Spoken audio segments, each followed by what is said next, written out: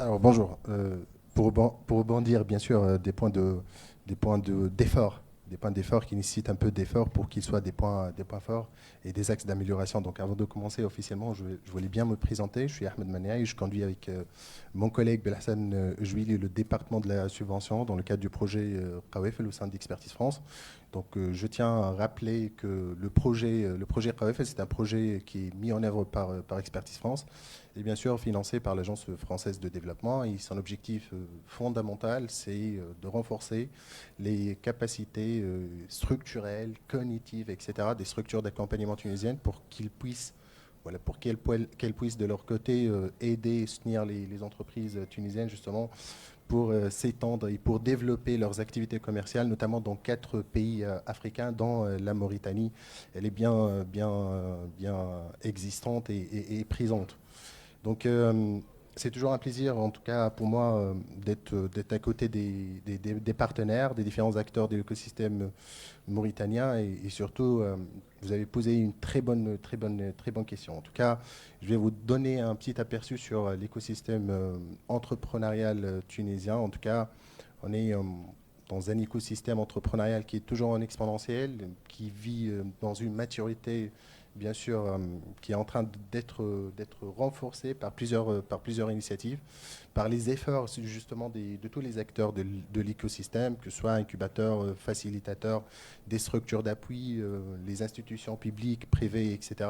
Et juste pour vous donner un petit chiffre, donc l'écosystème entrepreneurial tunisien compte aujourd'hui plus de 60 structures d'accompagnement qui est très active en termes d'accompagnement des startups et PME tunisiennes et essentiellement, on a jusqu'à aujourd'hui plus de 1200 startups labellisées en Tunisie, selon les infographies, bien sûr, de notre partenaire Mazam, qui est présent là dans ce panel. En tout cas, pour résumer un tout petit peu, malgré ces avancées pointues, et il y en a certainement des points d'amélioration et des axes d'amélioration justement pour renforcer cet écosystème entrepreneurial pour qu'il soit avantageux et compétitif, surtout à l'échelle du continent africain.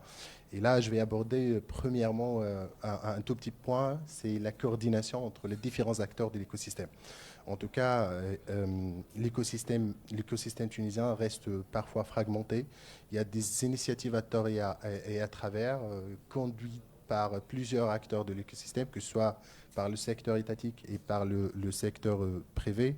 Et il est essentiel aujourd'hui, justement, de minimiser cette redondance au niveau des initiatives.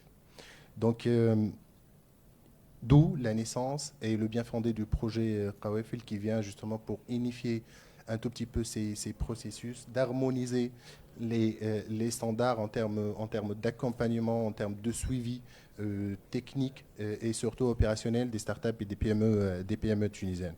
En tout cas, donc l'objectif aussi du projet Qawafil, justement, c'est de faire partager des référentiels communs en termes d'accompagnement et surtout de parler un langage commun autour de l'internationalisation. Donc c'est un point qui est très important. Il faut déjà converger les discussions, converger les efforts, multiplier les efforts justement pour conduire des initiatives communes et pour conduire justement des projets communs pour renforcer cet écosystème. Le deuxième point d'amélioration que je vais aborder, c'est toujours par rapport au financement. Donc le financement, c'est le nerf de la guerre, comme on dit. En tout cas, beaucoup de PME et startups tunisiennes, malgré ils ont un très beau produit, un très beau modèle d'affaires. Mais justement, ils souffrent essentiellement d'un manque de financement pertinent et surtout adapté à leurs besoins.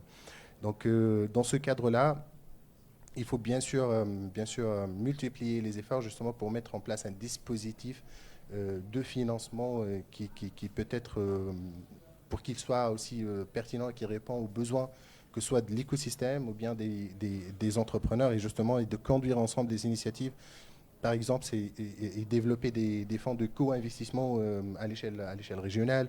C'est d'encourager justement les instruments de garantie par rapport à des fonds bien particuliers et surtout faciliter l'accès à des informations.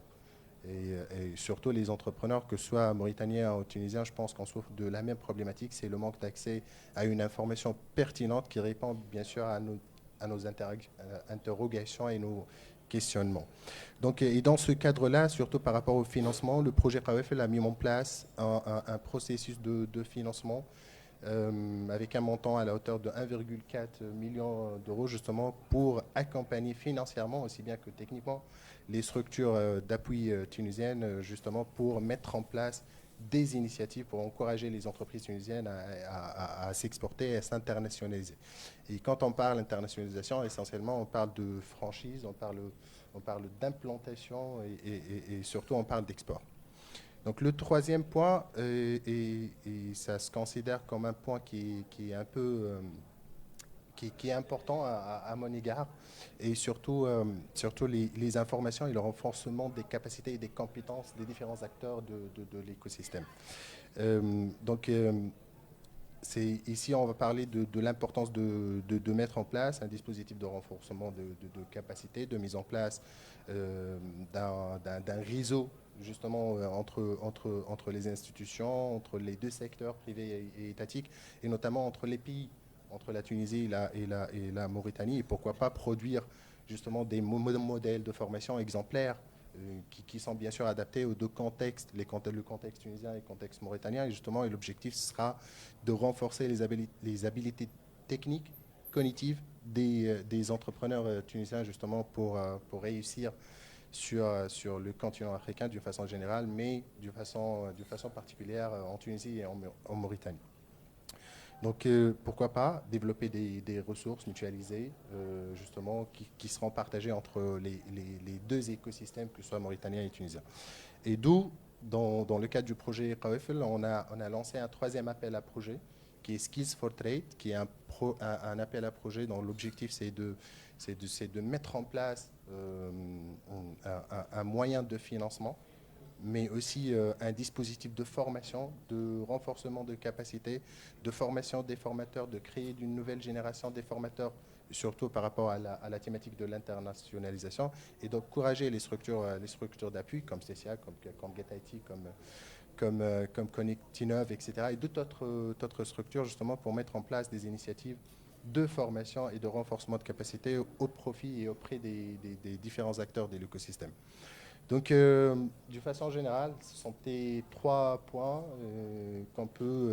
sur lesquels qu'on peut travailler justement et avoir cet esprit de collaboration et de coopération entre les deux écosystèmes mauritaniens et tunisiens.